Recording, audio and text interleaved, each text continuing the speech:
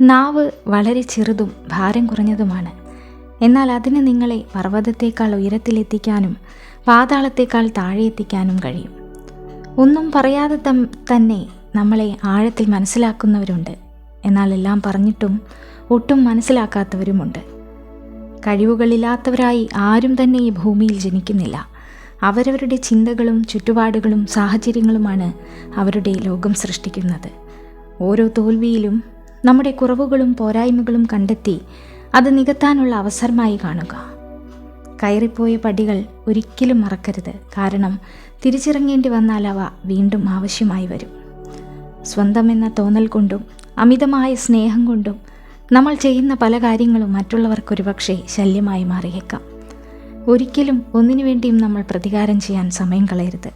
ചെയ്തതിൻ്റെ പ്രതിഫലം ഒരു നാൾ ഏതൊരാളെയും തേടി വരും എന്നുള്ളത് തീർച്ചയാണ്. ആരുമില്ലാതിരുന്നിട്ടും നമുക്ക് കൂട്ടായി നമ്മൾ തന്നെയാണ് ഉണ്ടാകുക എന്ന് ഓർമ്മ വേണം. നമ്മുടെ സ്വപ്നങ്ങളും ഇഷ്ടങ്ങളും അറിഞ്ഞ് ജീവിതത്തെ വിവേകത്തോടെ ആഘോഷമാക്കി മാറ്റുക. നിങ്ങളെ ഇഷ്ടപ്പെടാത്ത ആളുകളുടെ മുൻപിൽ എപ്പോഴും സന്തോഷമായിരിക്കുന്നത് അവരെ കൊല്ലുന്നതിന് തുല്യമാണ്. ജീവിതം എപ്പോഴും സങ്കീർണമാണ്. അതുകൊണ്ട് തന്നെ കാര്യങ്ങൾ എളുപ്പമായി തീരുന്നതുവരെ കാത്തിരിക്കരുത്. എല്ലാം ശരിയായതിനു ശേഷം സന്തോഷിക്കാൻ നമുക്ക് സമയം കിട്ടിയെന്ന് വരില്ല. പ്രചോദനത്തിൻ്റെ ഏറ്റവും വലിയ ഉറവിടം നമ്മുടെ ചിന്തകൾ തന്നെയാണ്. അതിനാൽ വലുതായി ചിന്തിച്ച് വിജയിക്കാൻ സ്വയം പ്രചോദിപ്പിക്കുക.